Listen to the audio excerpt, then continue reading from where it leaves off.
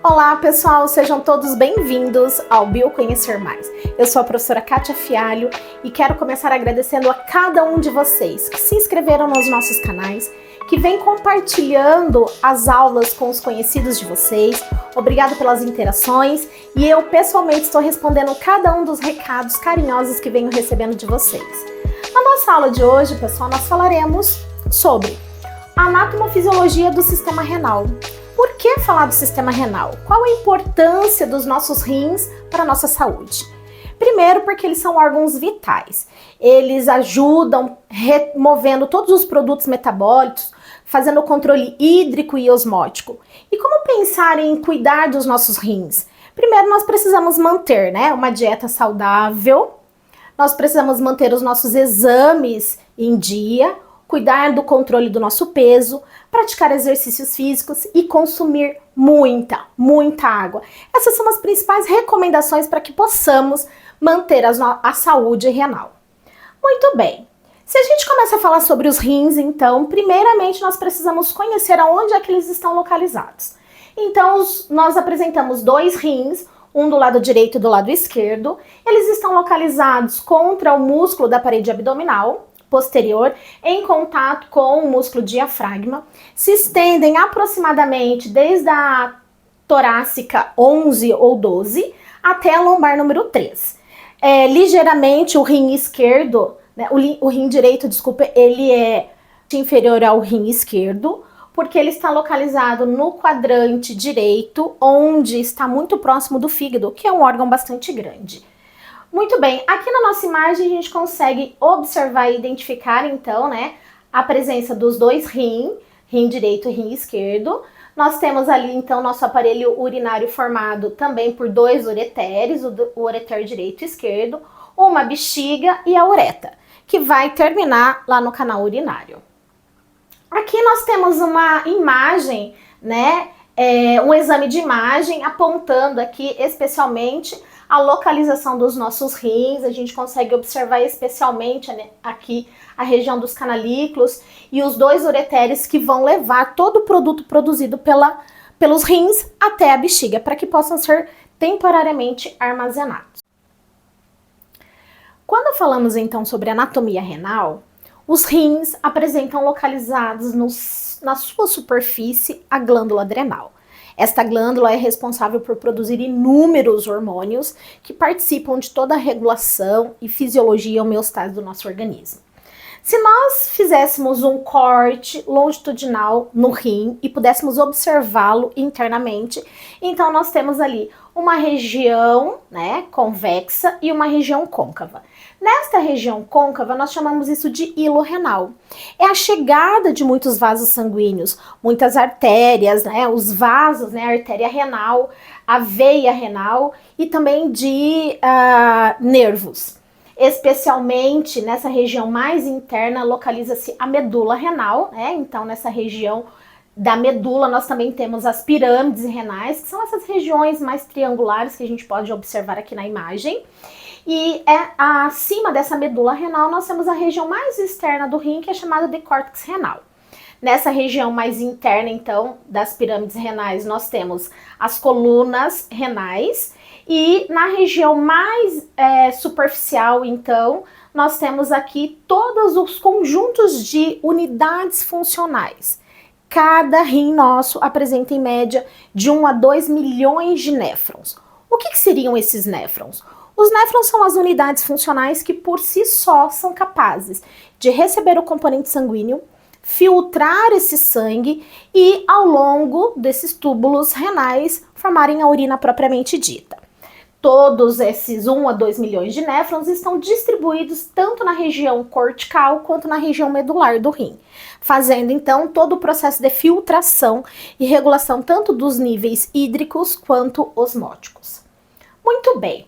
Então, o que a gente precisa entender sobre as funções renais? Os nossos rins, eles ajudam a controlar a manutenção da homeostase geral do nosso corpo, participam da regulação e da concentração de íons e água, e quando nós falamos em íon, se destaca em especial o sódio, mas ele também faz a regulação dos níveis de potássio, cálcio, zinco, magnésio. Ele também promove a excreção dos desperdícios metabólicos na forma de urina, daqueles compostos que são solúveis em água e excretam na forma de urina. A manutenção da osmolaridade dos fluidos internos, manutenção do equilíbrio ácido-básico, secreção de renina e eritropoetina, que são 2 tipos de hormônios, e ativação da vitamina D. Então vocês podem observar que os rins, eles participam de inúmeras funções fisiológicas e muito bem destacado a homeostase geral do nosso corpo. Então nós precisamos cuidar sim muito bem dos nossos rins. E os alunos me perguntam, professora, quando é que a gente precisa se preocupar e começar a cuidar dos nossos rins? Desde sempre. Esses hábitos devem se iniciar lá na infância, a partir da introdução alimentar, né? Logo depois que o bebê, então, não precisa apenas do aleitamento materno. Essa água já deve ser introduzida na rotina do bebê e os cuidados devem ser diários. Em média, o indivíduo adulto, em média, tá, pessoal? Esse indivíduo adulto precisa consumir de 2 a 2,5 litros de água, para ajudar a manter todas essas funções renais e o perfeito funcionamento do nosso organismo. Muito bem, então aqui eu coloquei uma representação, né, central dos rins e todas essas estruturas e as ativações gerais do nosso organismo. Então, primeiramente, vamos lá, lembrar que os rins, eles ajudam a promover o equilíbrio de água. Isso nós chamamos de controle hídrico, né? Então ele vai regular os níveis e a distribuição de água no nosso organismo a partir da remoção de sódio. Isto porque o excesso de sódio no nosso organismo, ele pode levar ao descontrole de pressão arterial. E esse descontrole de pressão arterial passa então a ser uma patologia bastante preocupante, né? Então nós não estamos falando apenas de picos de hipertensão, e sim do descontrole de pressão arterial. Então os rins têm essa função básica de fazer a excreção e o controle de todo o excesso de sódio. Lembrando que o elemento químico, que é o sódio, ele é importante para várias funções fisiológicas. O grande problema está na nossa rotina diária. Por quê? Além dele fazer parte da composição de muitos alimentos, o que traz inúmeros benefícios, nós temos uma sobrecarga do íon sódio, porque nós comemos muitos alimentos industrializados, muitos alimentos ultraprocessados. E esses alimentos industrializados e ultraprocessados apresentam uma grande quantidade de sódio na sua composição. Ou seja, o nosso rim vem lutando há muito tempo, dia a dia, para excretar todo esse excedente. E quando ele começa a não fazer esse balanço com bastante rigor, com bastante equilíbrio, esse excesso de sódio pode estar relacionado à patologia, que é a hipertensão arterial. Muito bem. Além disso, os nossos rins, eles ajudam na recuperação do bicarbonato, que é uma condição fundamental para regular o pH do nosso sangue. Ou seja, o sangue é um veículo de distribuição de inúmeras substâncias, oxigênio, gás carbônico, nutrientes, hormônios, mecanismos de defesa e todas essas funções, né, que o sangue promove no nosso organismo precisa ser finamente regulada através do índice de pH. Então, que ele precisa ser tamponado. Essa também é uma função fundamental dos nossos rins. Outra função bastante importante é o equilíbrio de potássio. Então, os nossos rins fazem um ajuste fino dos níveis de potássio no nosso organismo. Também é um íon de grande importância biológica, participa das reações celulares dentro das nossas células. Porém, as alterações dos níveis de potássio podem promover a alteração da atividade cardíaca. Então, os nossos rins têm a função de fazer esse ajuste fino lá no final do processo de formação da urina. Muito bem. Outra função importante é a remoção dos compostos nitrogenados, como ureia, creatina, que são produtos metabólicos finais, tanto da atividade dos nossos músculos quanto de todas as nossas células. Promovem o equilíbrio de cálcio e de vitamina D, fundamentais para a manutenção da nossa estrutura óssea, e também participam da síntese de eritropoetina, o hormônio que vai determinar a formação do nosso sangue. Então vejam todos vocês que os rins estão nessa função central, mantendo a homeostase geral. Ou seja, não basta todos os outros órgãos e tecidos trabalharem perfeitamente se os nossos rins não estão trabalhando na condição adequada, né? A pequeno, médio e longo prazo, esses outros sistemas também serão afetados pelo mau funcionamento do sistema renal. Então, pessoal, se nós observarmos mais uma vez um corte anatômico dos rins, nós conseguimos observar que na região medular estão localizadas as pirâmides renais e na região cortical também existem essas unidades que são os néfrons. Vejam só, se a gente fizer um corte anatômico dessa região medular e um pedacinho da região cortical e a gente der um zoom, o que a gente vai conseguir observar é a morfologia e as características dessa unidade funcional que é o néfron. Então, o que é o néfron? O néfron é uma unidade que está localizada dentro dos nossos rins, lembrando que nós apresentamos em média de 1 a 2 milhões de néfrons, tá? E que essa unidade funcional é formada por um componente vascular, que são os glomérulos renais, a região onde ocorre o processo de filtração do sangue, os túbulos renais que estão representados aqui por essa região aqui em rosa, rosadinho, né, que são túbulos contorcidos, e emaranhado, entrelaçado a esses túbulos renais, nós temos aqui os vasos sanguíneos, né, porque existem trocas entre todas essas estruturas, tanto do néfron quanto dos capilares peritubulares. Tudo isso acontece, toda essa ultraestrutura anatômica, ela acontece para garantir o funcionamento dos nossos rins e fazer com que o sangue que chegue até os rins e que tem em média ali aproximadamente um monte de produtos metabólicos possam depurar e eliminar na forma de urina aqui no final tudo que o organismo precisa fazer esse balanço geral. Vejam, os nossos rins, eles recebem em média um volume de sangue através tanto da artéria renal quanto da veia renal, um volume de sangue que chega a ser 8 vezes maior do que o fluxo sanguíneo para o próprio músculo cardíaco. Nossa, como isso é possível? É possível e é necessário para garantir esse perfeito funcionamento, porque cada néfron não consegue filtrar a totalidade de sangue que chega através da arteríola aferente. Porque o nosso sangue ele não pode ficar parado ou circular mais lentamente para dar tempo de filtrar todos os produtos metabólicos e serem excretados. Então, esse sangue precisa circular com um fluxo sanguíneo adequado, filtrar o que é possível dentro do tempo que ele vai permanecer aqui dentro do glomérulo renal e depois ele sai na forma de arteríola eferente, levando parte daquele sangue que não deu tempo de ser filtrado. Então, quando os rins recebem um volume de sangue de 8 vezes mais do que o próprio músculo cardíaco, isso garante a perfeita eficiência de que ao longo do dia, todos os produtos metabólicos que foram gerados vão ser filtrados e somente excretados aqueles produtos que precisam ser eliminados do nosso corpo, tá? Então aqui nós temos, né, um néfron, ele é formado por algumas estruturas. A região que nós chamamos de glomérulo renal, que compreende os vasos sanguíneos. Nós temos a região da cápsula de Bowman, que representam aqui o local onde vai ocorrer a filtração deste sangue. Esses túbulos que estão localizados bem próximo aqui ao glomérulo renal são chamados de túbulo contorcido proximal. Vocês podem observar que anatomicamente eles são contorcidos e estão entrelaçados aos vasos sanguíneos para que também continuem exercendo funções fisiológicas que nós já veremos. Depois nós temos esses túbulos proximais, nós temos a região que é descendente, né? Então o túbulo descendente ou porção descendente. Vocês também podem encontrar a terminologia de ramo descendente. Depois nós temos a alça de Ehrlich, ou também chamada de alça néfrica. Depois nós temos uma porção um pouquinho mais dilatada, que é chamada de porção ascendente.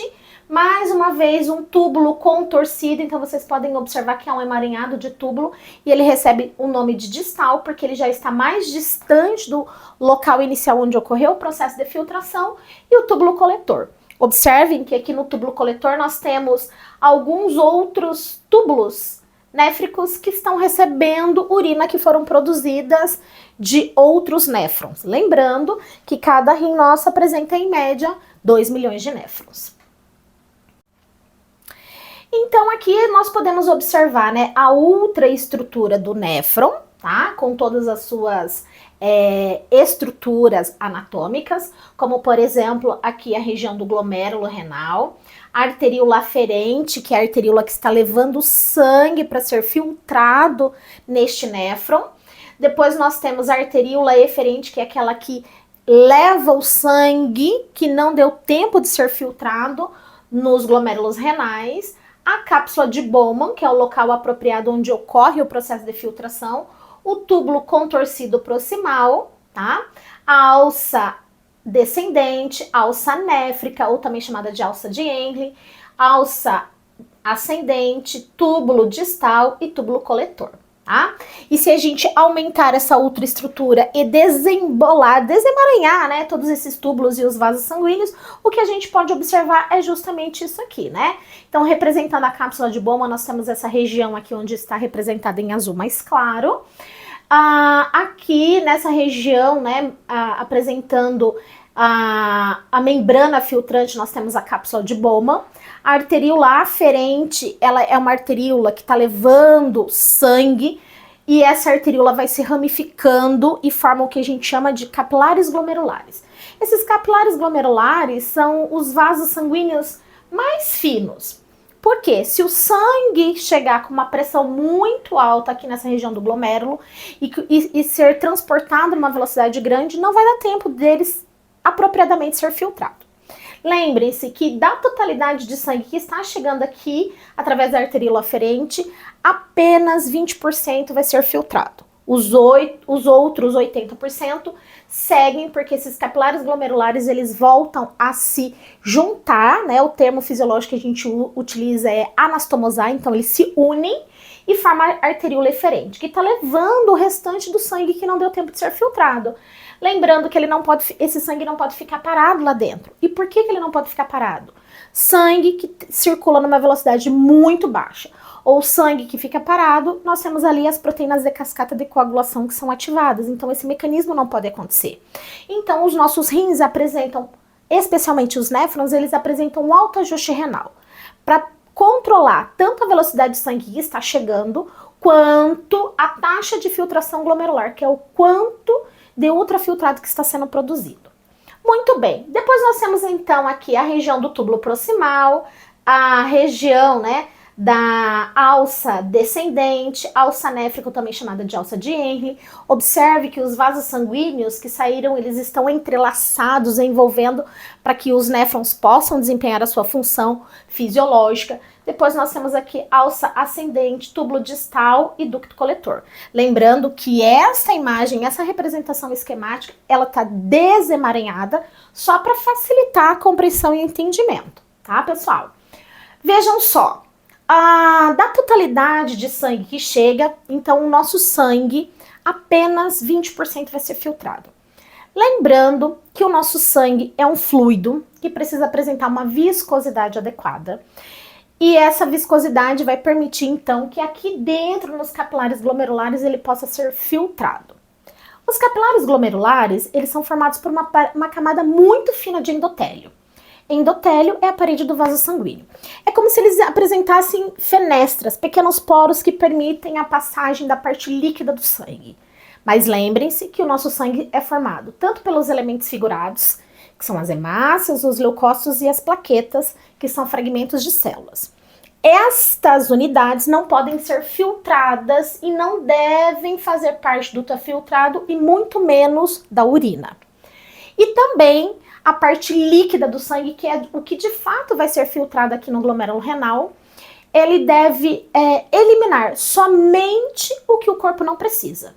Somente o excedente dos metabólitos, o excedente de água e os produtos metabólitos que devem ser eliminados do nosso corpo. Assim como, por exemplo, os princípios ativos de medicamentos, caso a gente consuma, isso também vai ser desperdiçado e eliminado na forma de urina ao final do processo total. Mas é importante a gente destacar que na parte líquida do sangue, que é o nosso plasma sanguíneo, existe uma grande quantidade de proteínas, chamadas de proteínas plasmáticas. Estas proteínas também não podem ser perdidas pelo nosso corpo na forma de urina. E essas proteínas são macromoléculas, moléculas grandes. Essas moléculas também não conseguem atravessar o endotélio do vaso sanguíneo e menos ainda atravessar a cápsula de Bowman. Então, o ultrafiltrado que nós observamos no processo de filtração glomerular, ele apresenta uma composição, uma osmolaridade muito parecida com a composição do sangue, exceto pela presença dos elementos figurados, hemácias, leucócitos e plaquetas, e menos ainda das proteínas plasmáticas. Essas moléculas jamais podem estar presentes na composição da nossa urina. Ah, professora, mas eu já fiz um exame e eu já identifiquei pessoas, né, que na prática laboratorial apresenta presença de proteínas ou de células.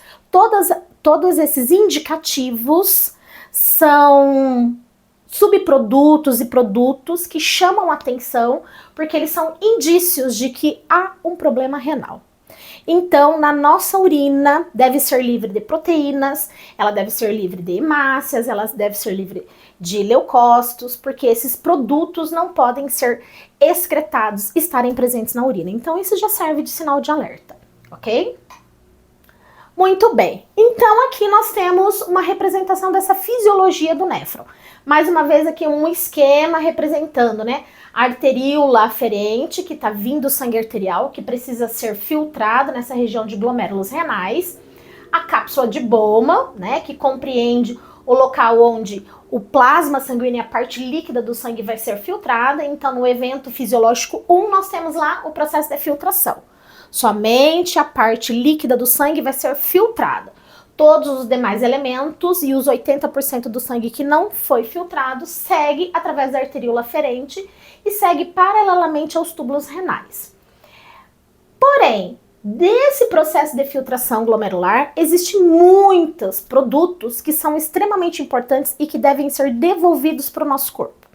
Porque agora há pouco eu comentei com vocês que a osmolaridade do plasma sanguíneo e desse ultrafiltrado que segue dentro dos túbulos renais apresentam a mesma osmolaridade. Contudo, existem muitos elementos químicos que foi filtrado no sangue e que devem ser devolvidos para a nossa circulação, porque nós não podemos perder. Entre eles se destacam água, então aqui ao longo dos túbulos renais, grande parte da água que faz parte do plasma sanguíneo precisa ser reabsorvido e devolvido para o nosso corpo. Então, 2, nós observamos o processo de reabsorção. Reabsorção significa sair de dentro do túbulo renal, né, e que não precisa ser só do túbulo proximal, e ser devolvido para o corpo. Glicose, que deve ser devolvida para a circulação, porque esse é um produto metabólico que é usado como fonte de energia pelo nosso corpo.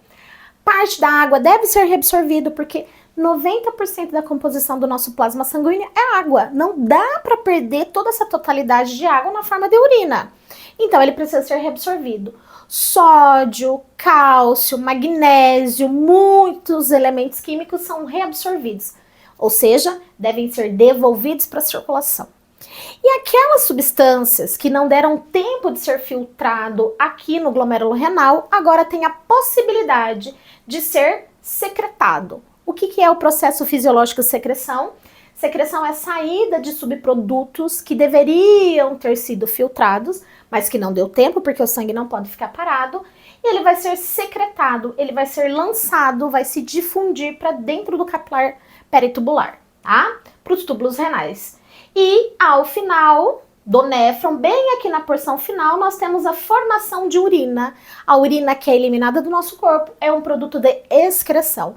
Cuidado, pessoal, para não confundir a palavra secreção e excreção, porque são funções fisiológicas diferentes.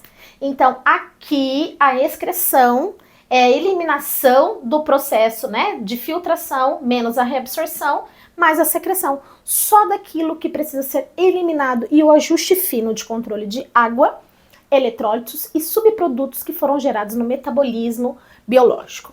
Muito bem.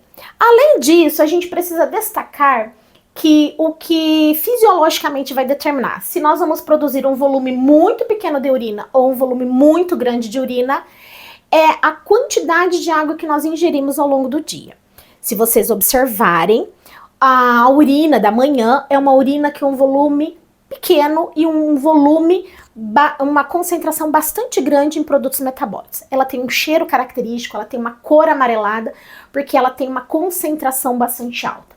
Ao longo do dia, quando nós tomamos bastante água, esses néfrons vão produzir um volume maior de urina, porque ao longo do dia a gente consome mais água, ou pelo menos deve consumir mais água, e elimina uma urina que é mais clarinha, menos concentrada em produtos metabólicos. Quais são as diferenças em produzir uma urina clara, com volume grande, ou uma urina escura, bem concentrada em eletrólitos? A produção do hormônio chamado de ADH, ou também chamado de hormônio antidiurético. Esse hormônio antidiurético, ele impede a diurese no caso de indivíduos que não tomam água, ou seja, se ele não tomam água, o organismo já identifica que há um consumo diário menor de água e precisa produzir muito desse hormônio no nosso eixo hipotálamo-hipófise, que eu já vou explicar para vocês. Esse hormônio age especialmente nessa porção final, tá? Do túbulo coletor, reabsorvendo o máximo de água possível para os indivíduos não ficarem desidratados. Mas vejam, só esse mecanismo fisiológico do hormônio ADH não vai substituir a necessidade que nós temos de consumo de água. Muito bem, aqui nós temos então um aumento dessa região do nosso glomérulo renal, ou também chamado de corpúsculo renal. Os nossos rins precisam manter o seu funcionamento perfeito, para que todos os outros órgãos e tecidos juntos possam manter a homeostase geral do nosso corpo. Então, cada néfron por si só consegue realizar um autoajuste renal, tá? Que trata-se de um mecanismo que nós chamamos de controle intrínseco.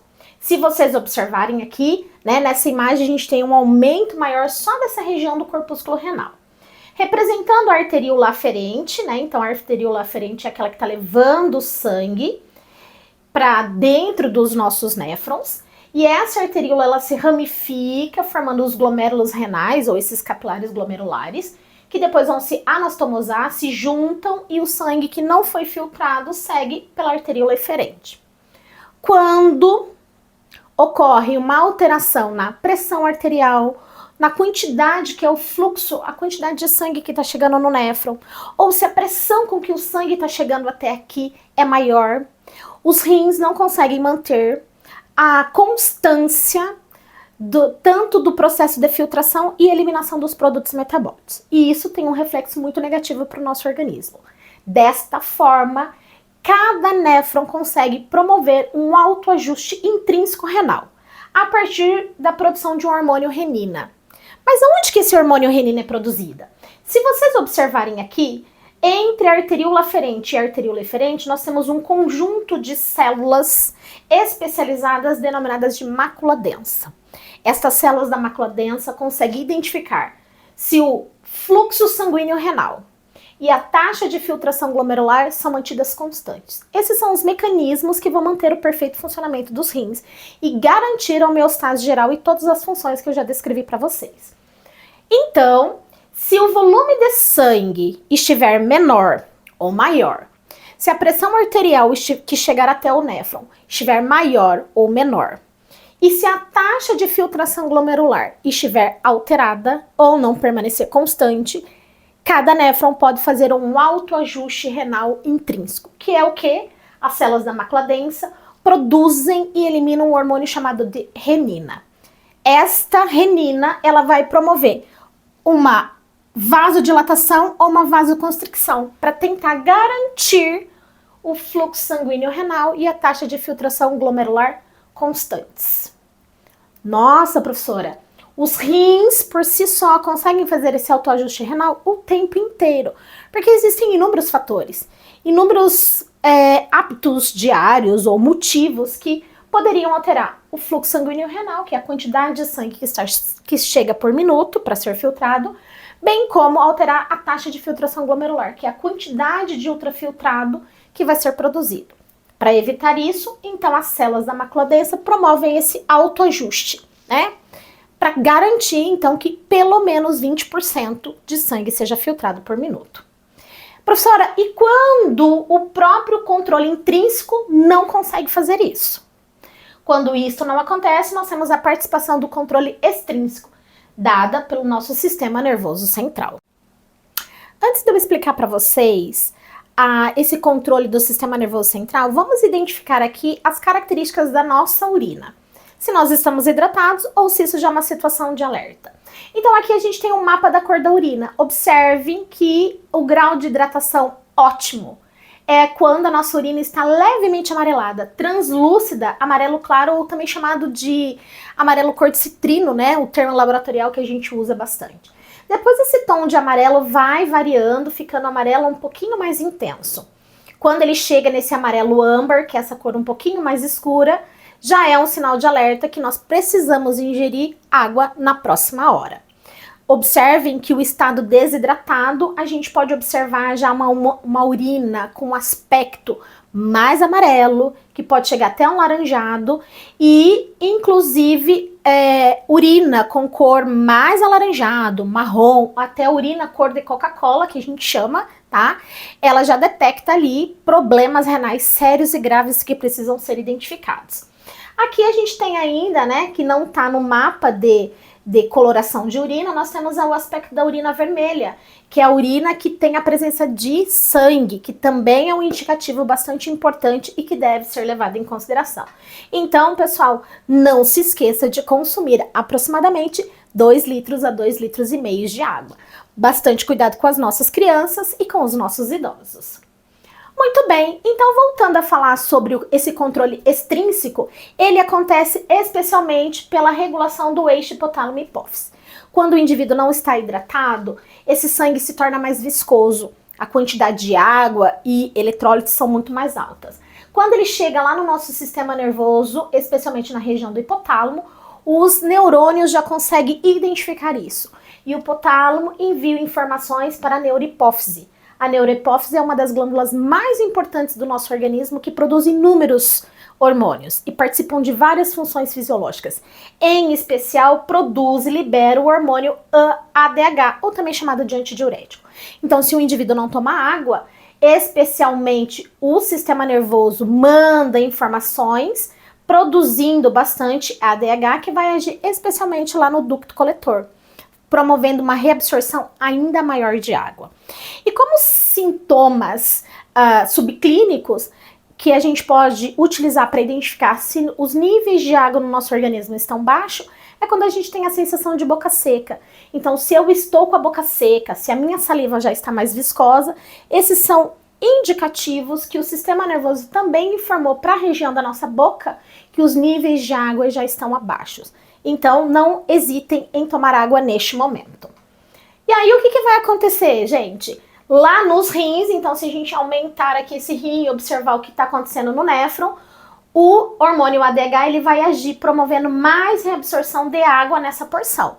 Mas lembrando que a água também vai ser reabsorvida em vários segmentos dos túbulos renais ao longo de todo esse processo de filtração.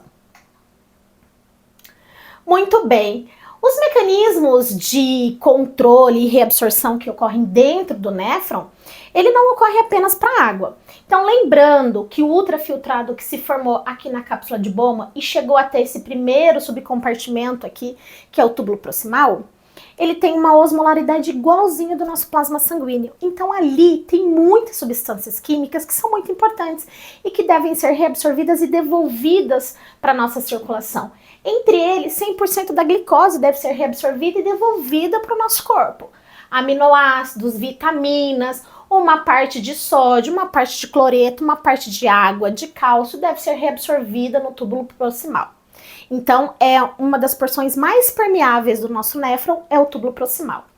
Em seguida, nós temos aqui o ramo descendente, né? Ele também reabsorve bastante água e devolve para o nosso organismo. A alça néfrica, ela é quase impermeável à água, mas ao longo dos túbulos renais, então, alça ascendente, túbulo distal, mais uma vez nós temos mais reabsorção de sódio, mais reabsorção de cloreto, mais reabsorção de cálcio, de outros elementos químicos, tá? tá? Aproximadamente 76% dessas substâncias são reabsorvidas aqui no túbulo proximal, mas nesses outros segmentos aqui nós também temos uma reabsorção, para ir fazendo esse ajuste fino. Aqui no túbulo distal, ele também é bastante permeável à água e bastante permeável a potássio. E no ducto coletor vai depender se eu estou bem hidratado, tá? Produz pouco ADH pelo eixo hipotálamo-hipófise e ocorre a formação de um volume grande de urina, aquela urina bem clarinha, amarelo bem clarinho, que nós chamamos de cor de citrino. Agora, se eu não tomo água, então aqui a produção de um volume muito pequeno de urina e essa urina é muito concentrada. Se vocês observarem aqui nesse esquema, então nós temos aqui ao longo dos segmentos uma variação na osmolaridade, né? Então no túbulo proximal ele apresenta 300 miliosmolar, exatamente a mesma osmolaridade do nosso plasma sanguíneo. Ao longo dos túbulos renais ele passa para 400, 600 miliosmolar, 100, 300, novamente volta a 100 miliosmolar, 70 miliosmolar. E quando eu consumo bastante água, a urina é bem clarinha. Aproximadamente uma concentração de 50 miliosmolar. Um volume grande de urina ao longo do dia, várias micções, e essa urina apresenta uma osmolaridade muito baixa. O contrário acontece com as pessoas que consomem pouca água.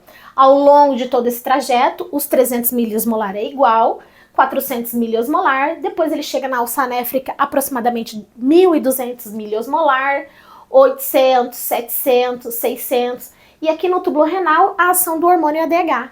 E a urina aqui fica bem amarela, quase alaranjada, e essa concentração pode chegar até 1.200 miliosmolar, ou seja, uma concentração muito alta de eletrólitos. E por que vai ocorrer tanta reabsorção de água nesse túbulo coletor? Porque se o indivíduo não toma água, o hormônio ADH, que é o antidiurético, ele impede a diurese. E aí vai produzir um volume muito pequeno de urina. Então, pessoal, se nós não consumirmos água ao longo do dia, em média 2 litros a 2,5 litros, se nós não mantivermos o nosso peso, praticar exercícios físicos, né? Todos esses hábitos de regulação e de bom funcionamento para a nossa saúde, várias fisiopatologias renais também podem surgir por conta do nosso estilo de vida. Entre elas se destacam a cistite, a clássica infecção urinária, que nós mulheres conhecemos muito bem as causas mais comuns disso. Mas essas doenças renais podem ir também para alterações mais sérias e mais graves, como litise, que é conhecida como cálculos renais. Nós falaremos sobre essas doenças com um pouco mais de propriedade em outras aulas. A pielonefrite, que são infecções renais muito mais sérias e graves e que podem evoluir e levar o indivíduo à morte em até 48 horas. Hidronefrose, que é o acúmulo de água nos rins, também podem levar e fazer com que eles percam a sua anatomia renal. E a insuficiência renal aguda ou crônica, que também são bastante preocupantes, que podem levar a dores e perda do funcionamento renal, levando esse paciente a fazer sessões de hemodiálise e até mesmo entrar na fila de transplante. Então vai aí uma dica para vocês, pessoal. Consumam água, cuidem da saúde dos rins de vocês. Muito bem, eu separei aqui, pessoal, algumas terminologias importantes para vocês da área de saúde, para conhecerem. O termo poliúria significa aumento do volume de urina em 24 horas. O termo oligúria determina uma diminuição do volume de urina que é produzida nesse intervalo de 24 horas. Nictúria é o volume aumentado de urina no período noturno. Piúria é a presença de pus na urina, que também não é uma característica comum.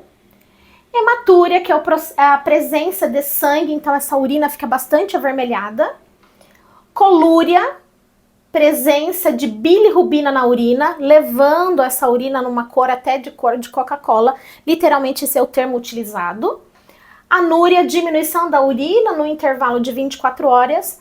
Proteinúria, urina que tem esse aspecto de espuma, que a gente fala, né, para os alunos entenderem perfeitamente, ele lembra o colorinho da cerveja. Essa é a presença de proteínas na urina, que também indicam sinais de alerta para o funcionamento renal.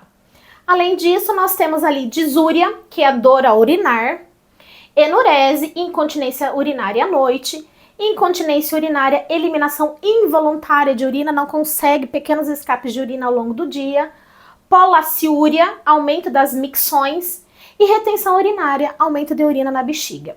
Esses termos são muito utilizados na área de saúde e são terminologias bastante importantes que vocês, alunos, precisam conhecer. Então, pessoal, se essa aula fez sentido para você, se esses conhecimentos foram muito importantes para vocês, não se esqueçam de se inscrever no canal, ativem o sininho para receber os próximos conteúdos e compartilhe com os amigos de vocês e a rede de sociais de vocês. Também gostaria de informá-los que eu pessoalmente respondo a cada uma das mensagens que vocês colocam nas nossas aulas. Então deixe ali as suas dúvidas, os seus comentários que eu vou responder. Muito obrigada!